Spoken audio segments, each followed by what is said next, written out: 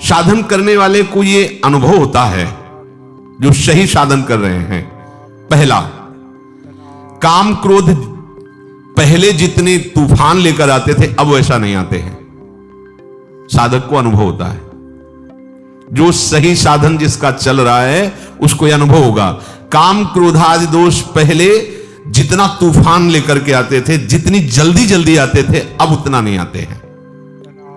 दूसरा, उनके वेग से जितना हम पहले दुखी होते थे उतना अब नहीं होते, अर्थात कम वेग से आने लगे हैं। तीसरा, पहले जितनी देर तक हम काम आदि के चिंतन में टिकते थे अब उतनी देर नहीं टिकते। ये तीन सुधार साधक में प्रारंभ से शुरू हो जाते हैं। देख लो अपने हृदय में, ये तीन सुधार प्रारंभ हो जाते हैं जिसका सही साधन चल रहा है। पहला, काम क्रोधादि दोष पहले जितनी जल्दी आते थे, जितना तूफान लेकर के आते थे, अब उतना नहीं आते। दूसरा, जितना व्यथित करता था वेग, हमें परेशान दुखी करता था, आता है पर उतना नहीं दुखी होते, वेग सहने लगे हैं। तीसरा, बहुत देर तक बहुत समय नष्ट होता था, इनमें लड़ाई होती थी, अंदर से चिंतन होता था, व्याकुलता होती थी, अब उतना नहीं, गया आया विवेक से नष्ट कर दिया।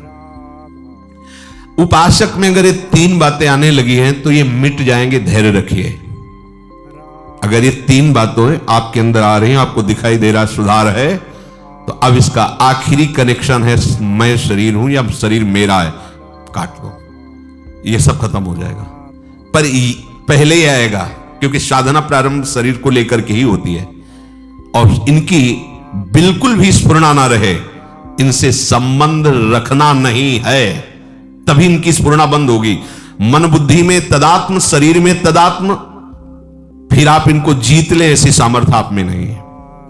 जैसे जैसे भजन मार्ग में आगे बढ़ते हैं वैसे वैसे कम होते जाते हैं। जहां एक काम आदि विकार कम होने लगे तब साधक को परमात्म शक्ति का और अनुभव होता है। उसी शक्ति से, विवेक शक्ति से शरीर संबंध को ही हटा देता है। मैं कोई शरीर थोड़ी हूं जो मांग हो रही है अंतःकरण और शरीर की है, नहीं, इसको धर्म में लगाना है, प्रभु में लगाना है, नहीं नहीं। शरीर राग मिटा, विकारों की कोई गुंजाइश ही नहीं है, तभी वो रास विलास का अनुभव करता है। पांचों भूले देह शुद्धि, तब छठी भावना रास की। पहले तो ये प्रपंच हटे ना, राग हटे ना भोगों का। कभी कभी साधक को ऐसा प्रतीत होता है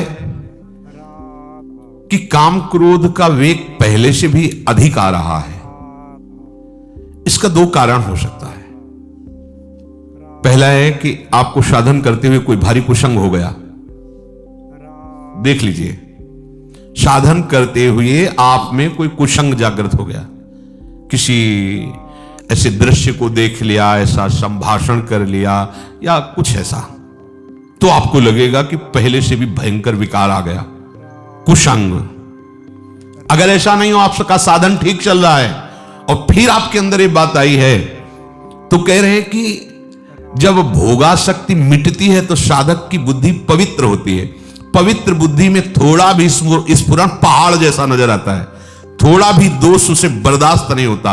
अपवित्र बुद्धि में पहाड़ जैसा दोष भी तिनके के भी समान नहीं लगता, पवित्र बुद्धि में तिनके के जैसा दोष पहाड़ जैसा लगने लगता है। वो साधक हाय हाय करने लगता है कि पहले इतना गंदा नहीं था जितना आप गंदा विचार आता है। ये उसकी बुद्धि की पवित्रता है। दो बात ध्यान रखना है, पहले तो तुरंत हमें देखना है अपनी दिनचर्या में कि कोई दृश्य का कुसंग, शब्दों का कुसंग, व्यक्ति का कुसंग, भोजन का कुसंग तो नहीं हो गया जो हमारे अंदर इतनी विकार की वृत्ति आ गई। अगर आप निर्णय कर लिए कि नहीं, ऐसा नहीं है, तो फिर आप निश्चिंत हो जाओ, ये आपकी बुद्धि की पवित्रता है जो आपके थोड़े से भी दोष को पहाड़ जैसा दर्शन करा रही है। अंतःकरण जैसे जैसे शुद्ध होता है तो साधक को थोड़ा सा भी विकार सहन करने की वो असहनशील हो जाता है। ऐसी बात कैसे आ गई मेरे हृदय में? ये पवित्रता का लक्षण है। ऐसा कैसे हो गया? मेरा मन कैसे राजी हो गया? नहीं, हाय हाय मच जाता है, ऐसा कैसे हो गया? तो उसको लगता है कि बहुत हमारी बुरी दशा है। यद्यपि उसकी बहुत पवित्र दशा, अंतःकरण इतना निर्मल हो रहा है कि वो छोटी सी स्फुरणा को भी बर्दाश्त नहीं कर पा रहा है। यत चेत शाम, जब तक साधक शरीर और इंद्रियों से सुख भोगने के लिए लालायित रहता है, साधक की बात कह रहे हैं, संसारी तो रहता ही है, तब तक उसका असत संबंध सर्वथा नष्ट नहीं होता, इसलिए उसका मन उसके वश में नहीं रहता। और जब साधक भगवत रस प्राप्त करने का लोलुप हो जाता है तो उसे शरीर और भोगों से संबंध मिटाना ही होता है या स्वाभाविक मिटने लगता है, तब उसका मन निर्मल हो जाता है। मन में फिर काम क्रोध की स्फुरणा ही नहीं होती, मन स्वतः वश में हो जाता है। इसलिए भगवान कहते हैं यत चेत शाम अभी तो ब्रह्म निर्वाणम वर्तते विदितात्मनाम। उस साधक को भगवान विदितात्म नाम कहते हैं। जो जानना चाहिए वो जान जाता है, जिसके जानने के बाद कुछ भी जानना बाकी नहीं रहता। जो प्रभु को जान जाता है वो सब कुछ जान जाता है, क्योंकि प्रभु ही सब कुछ बने हुए हैं। प्रभु को जान गया तो सब कुछ जान गया, उसे और कुछ जाना कि ये जानना है वो जानना अब बाकी नहीं रहेगा। प्रभु को प्राप्त कर लिया तो कुछ प्राप्त करना बाकी नहीं रहता। शरीर के रहते हुए वो ब्रह्म स्वरूप भगवत स्वरूप हो जाता है। यदि ऐसा नहीं हुआ तो शरीर छूटते छूटते उसे बोध हो जाएगा भगवान की तरफ से, क्योंकि जीवन भर वो बहुत लगन से साधना की है, पर वस्तु की बोध वृत्ति नहीं आई तो भगवान कृपा करके अंतिम समय तक दे देते हैं। उसकी स्थिति में कोई अंतर नहीं पड़ता, वो जीते जी या शरीर छूटने के बाद दोनों एक ही गति को प्राप्त होते हैं। पर पहला है जीते जी भगवत साक्षात्कार हो जाए। स्पर्शान कृत्वा बहिर्बाह्यांस चक्षुश्चैवान्तरे भ्रुवोः प्राणापानौ समौ कृत्वा नासाभ्यन्तरचारिणौ यतेन्द्रिय मनो बुद्धिर मुनिर्मोक्षपरायणः विगतेच्छा भय क्रोधो यह सदा मुक्त एव सः। बाहर के किसी भी पदार्थ का जो अंदर चिंतन नहीं करता, ध्यान दीजिए बहुत बढ़िया बात है। हम अधिकतर बाहर के ही चिंतन में अपना समय नष्ट कर देते हैं। मंत्र चल रहा है पर चिंतन सब बाहरी हो रहा है, प्रकृति का, किसी वस्तु का, किसी व्यक्ति का, किसी स्थान का। आप देख लीजिए, हमें उपाय करना है बाहर के चिंतन को छोड़ करके अपने आराध्य देव के चिंतन में, बाहर के पदार्थों का, व्यक्तियों का, व्यवहार का चिंतन छोड़ करके। अब इस पे ध्यान दीजिए कि आप जब भगवत चिंतन कर रहे हैं उस समय आपका चिंतन क्या होता है। देखिए, कोई बाहरी व्यक्ति होगा, कोई वस्तु होगा, कोई स्थान होगा, अभी ठीक चिंतन नहीं है। बाहर का चिंतन बाहर छोड़कर अपने आराध्य देव की चिंतन, ये तभी हो सकता है जब हमारा कोई संबंध नहीं, कहीं भी हमारा किसी भी व्यक्ति से, अच्छा आप ऐसा, अच्छा अमुक वस्तु, वो हमारे चिंतन में आ गई। अब हमें भगवत प्राप्ति करनी है तो बाहर के व्यक्ति, वस्तु, स्थान का चिंतन बाहर ही छोड़कर अपने आराध्य देव का चिंतन करना है। उपासक को अब अपना सेवा धर्म है, इसलिए इसकी विशेष आवश्यकता नहीं, उठते बैठते चलते फिरते नासिकाग्र दृष्टि रखनी चाहिए। यह शास्त्रों का स्पष्ट आदेश है, बहुत सी जगह यह आदेश दिया गया है, संतों ने भी ऐसा आदेश किया है। साधक को ऐसे देखने का नहीं है, संभाषण भी ऐसे, चलना भी ऐसे, किसी के नेत्रों में नेत्र मिलाने का आदेश कहीं शास्त्र साधक को नहीं देता है। नासिकाग्र दृष्टि रखे, इतनी दूर बस। आंख खुली हुई है, जब यहां आप एकाग्रता करोगे तो यहां शुरू हो जाएगा मंत्र। यहां आपको महसूस होगा कि आज्ञा चक्र आपका खुल रहा है। नेत्रों की दृष्टि नासिकाग्र, तो भौहों के बीच चिंतन प्रारंभ हो जाता है, बहुत इससे बल मिलता है। आप आंख मूंद करके मंत्र का चिंतन न करें, आंख खोलिए और ऐसे रखिए, तो आप देखिए फिर आप अक्षर अक्षर आपको दिखाई देने लगे। पर ब्रह्मचारी है तो ही टिक सकता है, नहीं तो जब ऐसे करोगे तो फटने लगेगा सर। इसके लिए हमें पावर चाहिए, वो ब्रह्मचर्य ही आपको पावर। अरे सब भगवत मार्ग की जितनी वृत्तियां हैं, इनसे एक एक वृत्ति संभालनी होती भगवत प्राप्ति के लिए। अब गाड़ी को तभी आप मार्ग में दौड़ा सकते हैं जब बढ़िया उसको पेट्रोल और डीजल आदि जो भी उसको चाहिए है। अब विषय भोगों में रत हो, कहा जाए नासिकाग्र लगा तो सो जाओगे, या तो सर दर्द करने लगेगा, नासिकाग्र दृष्टि नहीं रख सकते। मेरुदंड सीधी रखिए, कैसे रख सकोगे मेरुदंड, पावर ही नहीं रह गया शरीर में। सावधान रहिए, भगवत प्राप्ति के लिए शरीर है। नासिका में विचरने वाले प्राण और अपान वायु को क्षम कर ले, ये योग के द्वारा भी होता है और भजन के द्वारा भी होता है। जब कभी भाव आएगा, आवे तो अभी तो बेभाव हम चल रहे हैं, जो विषय आया हमें खरीद ले गया, बेभाव है, हमारा कोई मूल्य नहीं है। छोटी छोटी बातें हमें खरीद लेती हैं, छोटे छोटे विषय हमें गिरा देते हैं, अभी भाव ही नहीं है। जब भाव आएगा तब आप देखना, केवल आराध्य देव रहेंगे, और दूसरा उसको देख ले, उसकी श्वास, उसके शरीर की स्थिति। जब गाढ़ भाव आएगा तो सीधा है, प्राण अपान अपने आप सम होने लगेंगे। भजन में बहुत बड़ा बल, उसे फुस फुस करने की जरूरत नहीं, प्राणों का सम करने के लिए। सम स्वरूप प्रभु है, जो भी उनका चिंतन होगा तो आपका सब कुछ ठीक हो जाएगा। एक भजन से ही कुंडलनी जागृत हो जाती है, भजन से ही प्राण अपान व्यान समान उदान पांचों प्राण पवित्र हो जाते हैं। भजन से ही सब जितनी सिद्धियां प्राप्त, जो चाहे वो सब भजन से प्राप्त हो सकता है। खूब नाम जप करे, खूब प्रभु के लीला गायन करे, इससे अपने आप सब सम आ जाएगा। विचार सम हो जाएंगे, बुद्धि सम हो जाएगी, प्राण सम हो जाएंगे, विषम संसार को जीत कर समता में स्थित हो जाओगे।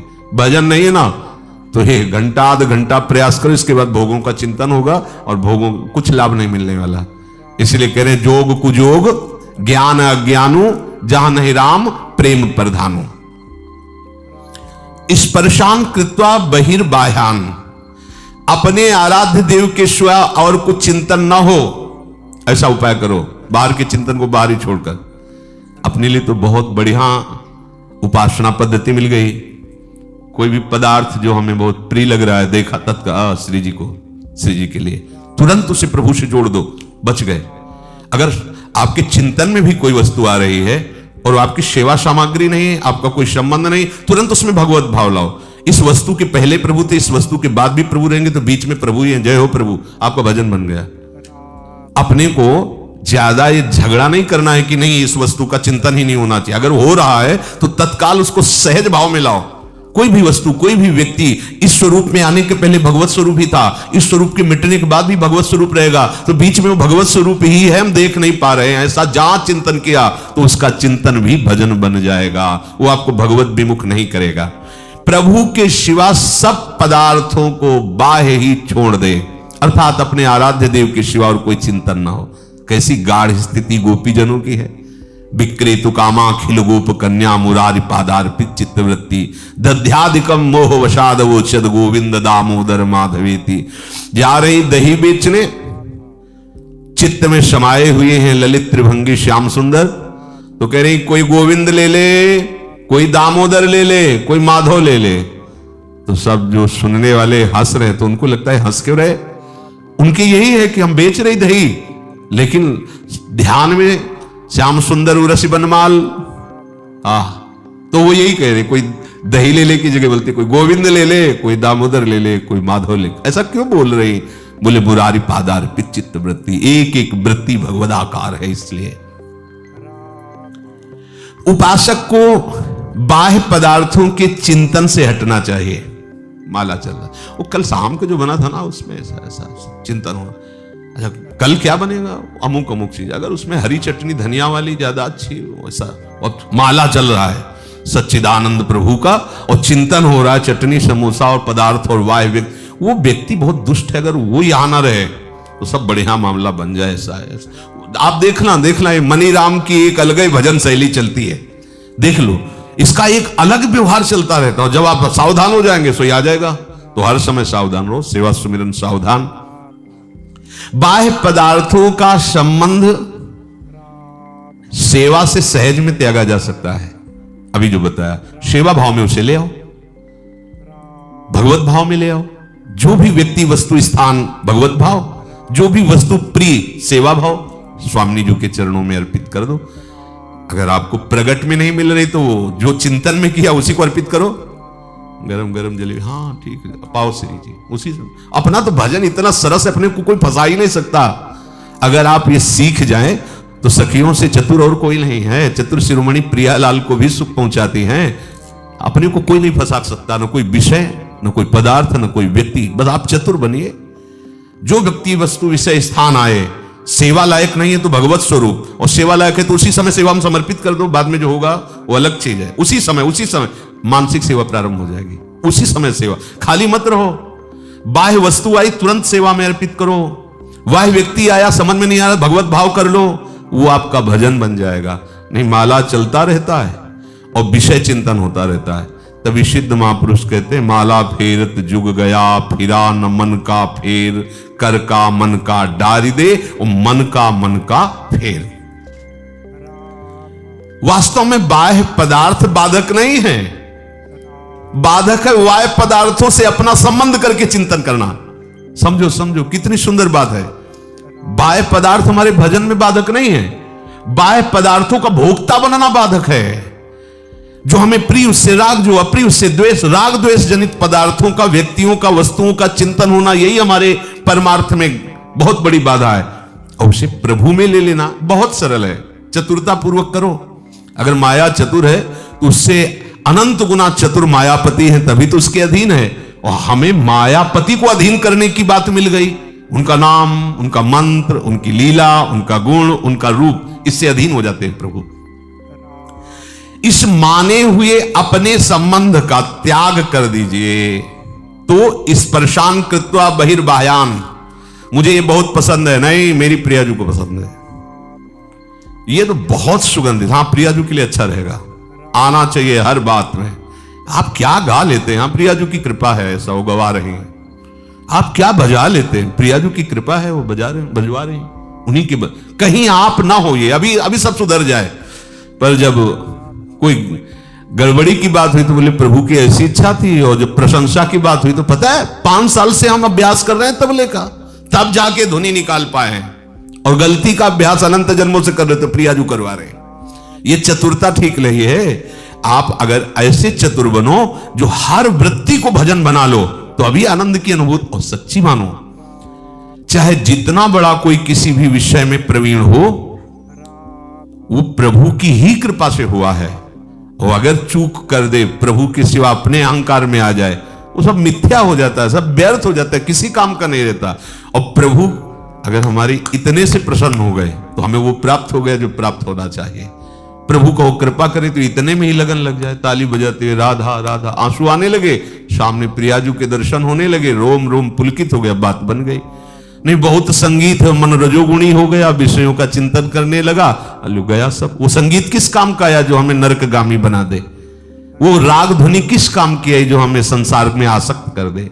वो भोग किस काम का जो हमें प्रिया प्रीतम का विस्मरण करा दे? उपासक को चतुरता पूर्वक उपासना की सिद्धि के लिए हर वस्तु, व्यक्ति, क्रिया को भगवत स्वरूप बनाना है, भगवत अर्पण करना है।